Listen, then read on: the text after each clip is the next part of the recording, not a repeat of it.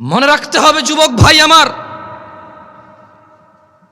বর্তমানে আমাদের যুব সমাজের অসংখ্য সংকট, অসংখ্য সমস্যায় জর্জরিত আমাদের সমাজ।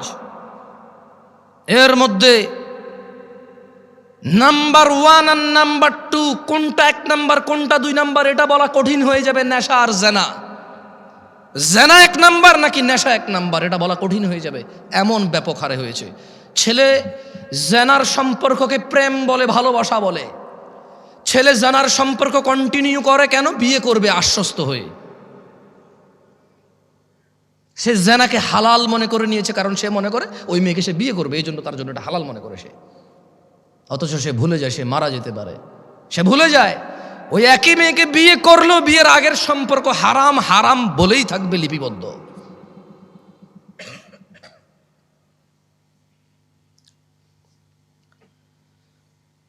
যুব সমাজ মাদকের মরণ নেশায় মেতে উঠেছে। বর্তমান সময়ে অধিকাংশ যুবক মাদকে আক্রান্ত, ধ্বংসের অবলীলায় নিপতিত হতে দেখা যায়। বিভিন্ন ধরনের মাদকের সয়লাভ যুবকদের মধ্যে ছড়িয়ে পড়াতে তারা কোনো না কোনো উপায়ে নেশাগ্রস্ত হয়ে পড়েছে।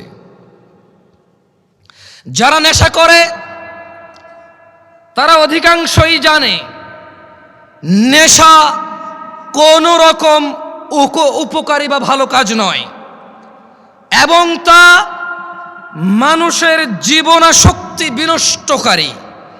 এইসব জেনে শুনেও যুবক মাদকাসক্ত নেশার অন্ধকার জগতের মধ্যে থাকতে চায়।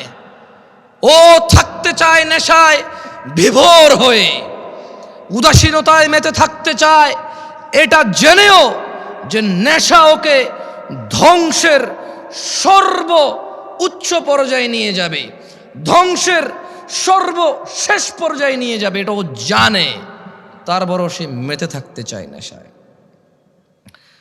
মাদকাসক্ত তরুণ প্রজন্ম ধর্ম কর্ম সব কিছু বিসর্জন দিয়ে হতাশাকে, স্যাডনেসকে, সরৌনেসকে আপন করে নিতে চায়, সঙ্গী করে নিতে চায়। জীবনের চলার পথ থেকে বিভ্রান্ত হয়ে পড়েছে এবং বিবেক বুদ্ধি হারিয়ে সামাজিকতা থেকে দূরে সরে যেতে চায় যুবক, নেশায় আসক্ত হয়ে, নেশাকে আপন করে নিয়ে। অথচ মুসলমানের সন্তান জুমআ পড়ে, খুতবা শোনে, ওয়াজে আসে, মক্তবে পড়েছে, মাদ্রাসায় পড়েছে, ওর পরিবারের কেউ না কেউ মাদ্রাসায় পড়েছে, ও ওয়াজ শুনে ইউটিউবে, তারপরেও সে ইসলামের বিধিবিধান সম্পর্কে গাফেল ও বেপরোয়া। অথচ ইসলাম মানুষকে নেশা গ্রহণ, মাদক সেবন হতে সম্পূর্ণ নিষেধ করে। মানুষকে ধ্বংস ও করুণ পরিণতি হতে রক্ষা করার জন্য ইসলামী অনুশাসন মেনে চলার কোনো বিকল্প নেই যুবক ভাইয়েরা। তাই আমাদের জানতে হবে ইসলাম মাদক সম্পর্কে কি কি দিক নির্দেশনা দিয়েছে। কি ঠিক কিনা বলতেছেন না যে কি খারাপ লাগতেছে? তা 2-3 বার জিজ্ঞেস করে নি, বলেন, তাহলে ঠান্ডা হয়ে যাবেন। বলবেন যে এত কষ্ট করে ওনার লাগে বসে আছি, উনি একটাবারও ঠিক কিনা করলো না, ঠিক বলতে পারলাম না। আজকে তো ওয়াজ যে ঠিক হয়েছে স্বীকৃতি দিতে পারলাম না, সার্টিফিকেট দিতে পারলাম না, ঠিক কিনা? ভালো হয়েছে, ঠিক আছে, আর ভালো লাগবে না। লা ইলাহা ইল্লাল্লাহ। দই জমান ভাই, মানুষ জমায়েন না, ওয়াজ জমায়েন না, ওয়াজরে জমতে দিয়ে না, জমে গেলে তো বসে যাবে, শেষ। আমি চাই ওয়াজ না জমুক, ওয়াল্লাহ আমি চাই শ্রোতা না জমুক, ওয়াজ না জমুক। আমি চাই আল্লাহর এই পৃথিবীতে কত নবী রাসূল প্রেরণ করেছে, যাদের উম্মত খুবই অল্প সংখ্যক, কিন্তু তারা অসফল নয়। অ্যাজ এ নবী এবং অ্যাজ এ রাসূল আলাইহিমুসসালাম আজমাইন, তারা অসফল নয়। আমি জামশেদ মজুমদার কখন এটা বিশ্বাস করি না এত বড় প্যান্ডেলে এত মানুষ থাকলেই কল্যাণ। আমি বিশ্বাস করি man to man, eye to eye, একজনের সামনে বসে আছি, কথা বলতেছি, ও কানেক্ট হয়েছে, ও বুঝতেছে আমি কি বলছি, ও মেনে নেওয়ার পক্ষে উদ্বুদ্ধ হয়েছে এবং চেষ্টা করতেছে মেনে নেওয়ার জন্য। আমার কাছে এইরকম এত পরিমাণ শ্রোতার চাইতে ওই একজন অনেক বেশি মূল্যবান, যে নিজেকে সংশোধন করার জন্য শুনে। যে সংস্কৃতি মাহফিল একটা বাৎসরিক সংস্কৃতি আদায় করতে আসে না, যে দিন শিখতে আসে, সে আমার কাছে বেশি মূল্যবান। যাই হোক, ইসলাম মাদক সম্পর্কে আমাদের যে দিক নির্দেশনা দেয় তার সম্পর্কে জানা অত্যন্ত জরুরি। আপনার কি মাইকটা কি আবার চেঞ্জ করছেন সাউন্ড?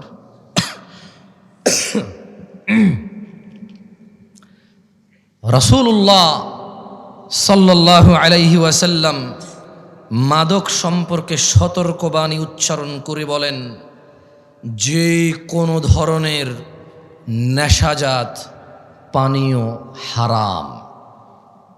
কোন ধরনের? এইগুলা বলিয়েন, ঠিক ব্যাঠিক জিজ্ঞেস করবো না, মানে এতক্ষণ তো কথা বলছি, এখন দুই একটা হাদিস পড়বো, আয়াত পড়বো, আপনাদেরকে জিজ্ঞেস করব। যেটা জিজ্ঞেস করব ক্লাসে যেমন শিক্ষকরা ছাত্রদেরকে পড়ায়া জিজ্ঞেস করে, ছাত্ররা বলে, আমি চাই একটা হাদিস পড়বো, আপনাদের জিজ্ঞেস করব, আপনারা বলবেন। তাহলে কি হবে? আপনারা যখন বলবেন এটা আপনারা ইজিলি মুখস্থ করতে পারবেন, মনে থাকবে ইনশাআল্লাহ। আল্লাহ আমাদেরকে তৌফিক দান করুন, আমিন। তাহলে মুহাম্মদ সাল্লাল্লাহু আলাইহি সাল্লাম বলেছেন যে কোনো ধরনের নেশাজাত পানীয় হারাম। কয় ধরনের? কোনোটা কি বাদ গেছে? টিকটিকির লেজ, ইয়াবা, গাঁজা, এগুলো তো হাদিসের নাম নিয়ে নাই, এগুলো হাদিসে নাম নিয়ে নাই। কিন্তু যেই জিনিসের নেশা হয় সেটা হারাম কে বলেছে? মুস্তাফা আলাইহিস সালাম। তিনি আরো বলেন, কুল্লু মুস্কিরিন খামর, নেশাজাত যে কোনো দ্রব্যই মাদক, ও কুল্লু মুস্কিরিন হারাম, আর যাবতীয় মাদকই হচ্ছে হারাম। ওয়ামান শারিবাল খামরা ফিদ দুনিয়া ফামাতা ওয়া হুয়া ইউদমিনুহা লাম ইয়াতুব, আর যেই ব্যক্তি দুনিয়াতে মাদক সেবন করে অতঃপর নেশাগ্রস্ত অবস্থায় মৃত্যুবরণ করে তওবা না করে, লাম ইয়াশরাবহা ফিল আখিরাহ, আল্লাহ সুবহানাহু ওয়া তাআলা আখিরাতে তাকে মদ পান করা থেকে বঞ্চিত করবে। তাহলে আমরা বুঝলাম আনার জান্নাতি ফল, আঙ্গুর জান্নাতি ফল, মদও জান্নাতি পানীয়। মদ কি? মদ কি? জান্নাতি পানীয়। তবে জান্নাতি পানীয় যে মদ, ওখানে নেশা নাই। বিশ্বে আমরা মানুষরা যে মদ তৈরি করি সেই মদের নেশা আছে, আর যদি নেশা না হয় এটাকে মদই বলা হয় না। বুঝে আসছে না? আসে নাই? ওটাকে শরবত বলে। কি বলে? যেটা খেলে নেশা হয় না ওটাকে কি বলে? আর যেটাই খেলে নেশা হয় সেটাকে কি বলে? মদ। আখিরাতের মধ্যে নেশা হবে না, কিন্তু ওটার নাম মদ। কেমন? আল্লাহ আমাদেরকে বুঝার তৌফিক দান করুন, আমিন। মানব সভ্যতার প্রতি মারাত্মক হুমকি সৃষ্টিকারী দেশের অন্যতম অভিশাপ মাদকাসক্তি। মাদক দ্রব্যের নেশার ছোবল এমনই ভয়ানক যে তা ব্যক্তি, পরিবার, সমাজ, দেশ থেকেই বিচ্ছিন্ন করে না খালি, বরং তা সমগ্র জীবন ধ্বংস করে দেয়। মানবতার মুক্তির কাণ্ডারি ইসলামই সর্বনাশা মাদক সম্পর্কে মানব জাতিকে সর্বোচ্চ সতর্ক করেছে। মানুষ যাতে মাদক থেকে দূরে থাকে তার জন্য মাদক সেবনে এই নেশাগ্রস্ত ব্যক্তির জন্য ইসলাম শাস্তির ব্যবস্থা করেছেন, ঘোষণা করেছেন, যাতে মানুষ আল্লাহকে পরোয়া করে, যাতে মানুষ জান্নাতকামীরা, জান্নাতের মনোবাসনা যাদের ভিতরে আছে, যারা জাহান্নাম থেকে বাঁচতে চায়, যারা রক্ত পুজ খেতে চায় না, যাদের ইচ্ছা নেই মাথার উপরে আল্লাহ গরম পানি ঢেলে দেবে আর টকবক টকবক করে এটা উতরাবে, যাদের এমন ইচ্ছে নেই জাক্কুম ফল খাওয়ার, জাক্কুম কাটা খাওয়ার। যাদের এমন ইচ্ছে নেই হুতমাতে যাওয়ার, ওয়াইলে যাওয়ার, আগুনে প্রবেশ করার, ইসলাম তাদের জন্য ওয়ার্নিং দিয়েছে মদের বিষয়। কি বলেছে? কোরআনুল কারীমে আল্লাহ বলেছে, ইয়া আইয়ুহাল্লাযীনা আমানু, ও মুমিনগণ। তাহলে কি সবাইরে বলছে? সবাইরে বলছে? কারে বলছে? কারে বলছে? অমুসলিমদেরকে বলে নাই? irrelevant to them because they don't believe in Allah subhanahu wa ta'ala. তারা আল্লাহকে বিশ্বাস করে না, সো তারা আখিরাতকে বিশ্বাস করে না, জান্নাতকে বিশ্বাস করে না, জাহান্নামকে বিশ্বাস করে না। বলে যে আমরা দেখছি না তো এটা। অথচ তারা আলোকে বিশ্বাস করে, দেখা যায় না। বাতাসকে বিশ্বাস করে, দেখা যায় না। এরপরে আবার প্রতিবেদন আসবে, এই জমিন থেকে অমুক গ্রহে যেতে 10 লক্ষ কোটি বছর লাগবে। তুই কেমনে বুঝছস? তুই কি গেছস? যে ফিরে আসছিস? বুঝছস? হ্যাঁ, আমি গেছি, 10 লক্ষ কোটি বছর লাগছে আমার। হ্যাঁ, তারা এগুলো বিশ্বাস করে। অবশ্য আমি বলছি না যে ভুল, তবে আমি সঠিকও বলতে পারবো না। কারণ কোনো একটা জিনিসের দূরত্ব বলার জন্য জরুরি হচ্ছে আমি ওই দূরত্বটা বুঝবো, গতিটা বুঝবো, ক্যালকুলেশন করবো যে হ্যাঁ এতদিন পরে যায় পৌঁছাবে। এখন একটা জিনিস 10 লক্ষ কোটি বছর দূরে, আমি কেমনে বুঝছি এটা 10 লক্ষ কোটি বছর? মানে আমি কিছু কি, মানে কোন একটা গতিশীল কিছুকে তো বানাইতে হয়েছে, বানায় মাপতে হয়েছে। এটা যদি এই গতিতে যায় তাহলে 10 লাখ কোটি বছর লাগবে। এখন এটা এই গতিতে 10 লাখ কোটি বছর লাগবে কেমনে বুঝছি? ওই দূরত্ব তো আমি দেখতেছি না। তারা এগুলো বিশ্বাস করে।